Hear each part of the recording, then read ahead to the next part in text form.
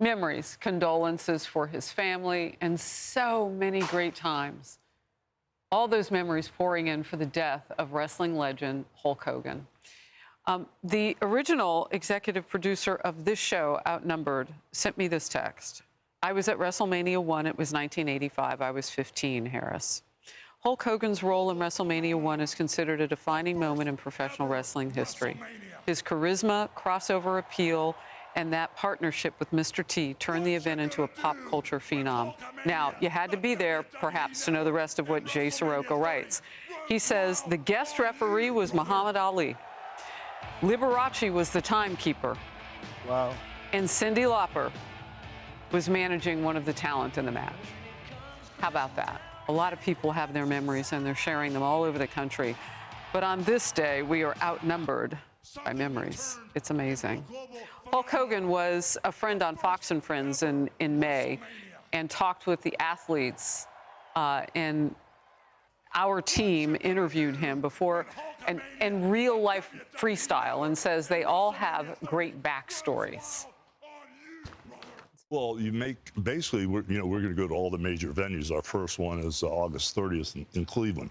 But the main thing is, like, because Eric's so darn important to this venture, he knows how to deliver, produce, and make the fans care about these athletes. Like when Eric was explaining it to me, he goes, it's like The Voice. You shoot the backstory, he broke his leg when he was younger, his family fell apart, or he got Right.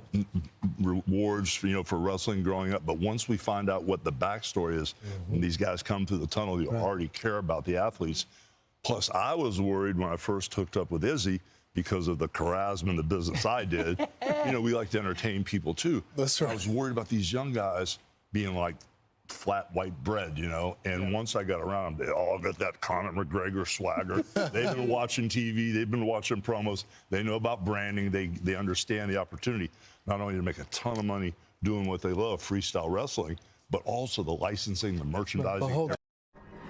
And just the impact that he had on, and you were talking about this, Emily, the merchandising and the whole awareness of one's brand. Yeah, and look at him as sort of acting as this father figure and this mentor to the athletes following him, and that he defines them as athletes rather than as entertainers, right? So I think he continued to have this really indelible impact not only on the industry, but clearly on the hundreds or thousands of men and women who followed in his footsteps afterward, who saw him as their inspiration and said, I want to grow up, I want to be Hulk Hogan. I mean, I was literally, I told you guys this, literally 2 weekends ago, around the campfire, we were playing our music, and it was a Saturday night, and we played the Hulk Hogan anthem that we just bumped in with.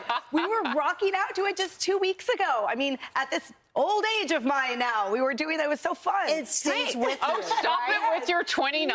Yes, But exactly. can I talk about that song, Real American? If you look at the lyrics of it, he says, I'm a real American, fight for the rights of every man. I'm a real American, fight for what's right, fight for your life. I feel strong about right and wrong.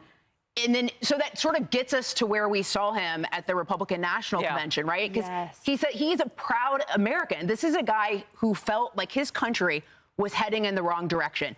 And it took courage for someone of his stature, this legendary figure that was beloved by so many Americans, by the way, of both political parties, to take the stage, rip the shirt off, and declare, I am with President Trump. He called him a hero.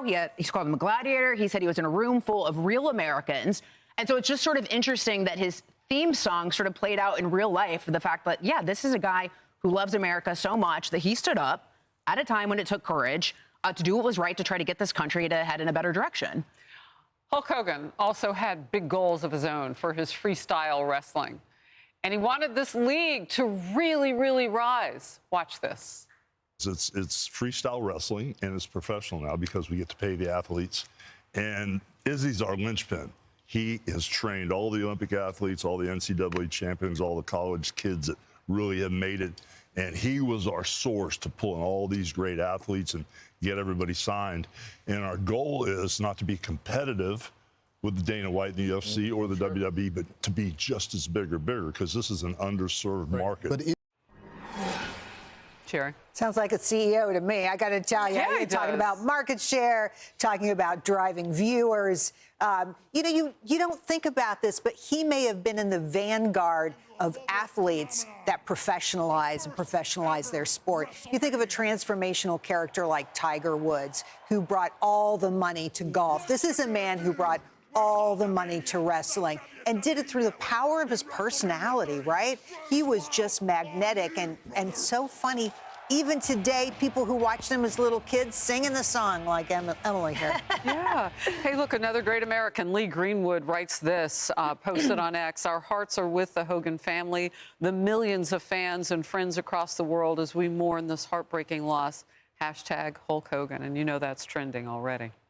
Harris, he talked on Fox and Friends about backstory. We all have a backstory. And you heard from Jay Sirocco, he is looking at his time in the 80s. We all are looking back on this couch, where we were when, and we identify with him.